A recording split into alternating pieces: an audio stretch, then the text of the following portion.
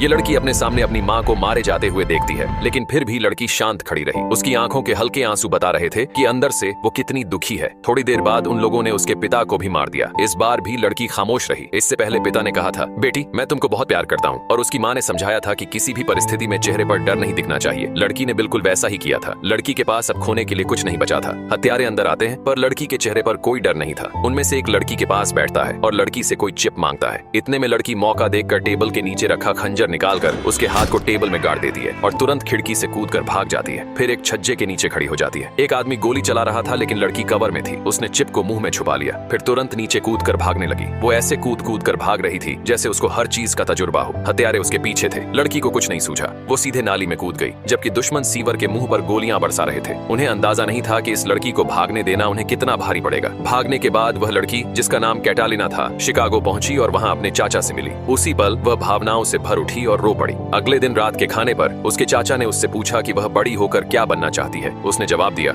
Hitman. वह अपने माता पिता की मौत का बदला लेना चाहती थी। 15 साल बाद 2 पुलिस वाले अपनी गाड़ी में खाना खा रहे थे, तभी एक कार आकर उनसे टकरा गई। एक नशे में और बेहद स्टाइलिश महिला बाहर निकली। पुलिस ने उसे पकड़ा और जब उसकी गर्दन में लटकता हार देखा तो पहचान लिया, वह वही लड़की थी, कैटालिना। पुलिस उसे जेल ले गई, जो कि कैटालिना की योजना का हिस्सा था। वह उसी रात एक कैदी की हत्या करना चाहती थी। रात में उसने ब्लैक ऑप्स सूट पहना, एक हेयर पिन से अपनी जेल की कोठरी का ताला खोला, दीवार पर लगे मॉनिटर को हटाया, एक चम्मच और पानी का गिलास लेकर बिजली के कमरे की ओर गई। उसने पहले वेंटिलेशन खोलकर बिजली के स्विच में चम्मच अटका दी, फिर गिलास में छोटा छेद कर दिया ताकि पानी धीरे धीरे गिरे और एक टाइमर जैसा काम करे। इसके बाद वह वेंटिलेशन शाफ्ट में चढ़ गई और घूमने वाले पंखे के पास इंतजार करने लगी। जैसे ही पानी चम्मच से टपका और बिजली के तारों पर गिरा, बिजली चली गई और पंखा रुक गया। उसने मौके का फायदा उठाकर अंदर घुस गई। उसी समय एक पुलिसकर्मी जो कैदी की निगरानी कर रहा था, वॉशरूम में गया। कैटालिना अचानक उसके पीछे से आई और उसे नीचे गिरा दिया। फिर उसने बेहोश पुलिस वाले को जेल के दरवाजे तक घसीटा, दुश्मन को बंदूक दिखाकर उसकी शर्ट उतरवाई और फिर उसे गोली मार दी। जब गोलियों की आवाज सुनकर बाकी पुलिस दौड़ती हुई आई तो उन्हें सिर्फ एक उलझा हुआ पुलिसकर्मी मिला, जिसके हाथ में बंदूक थी। छत पर कैटालिना का पीछा कर रहे पुलिस वालों से बचने के लिए वह बिल्डिंग की रेलिंग से लटक गई और फिर अपने सेल में लौटकर जल्दी से भेस बदल लिया। पुलिस की जांच के दौरान वह सबको चकमा देने में सफल रही। अगले दिन FBI इंस्पेक्टर रॉस शिकागो पहुंचे। उन्होंने मारे गए शख्स के शरीर पर लिपस्टिक से बनी एक ऑनर किड फूल की तस्वीर देखी। इससे उन्होंने अंदाजा लगाया कि यह काम किसी सीरियल किलर का है। यह 22वीं हत्या थी।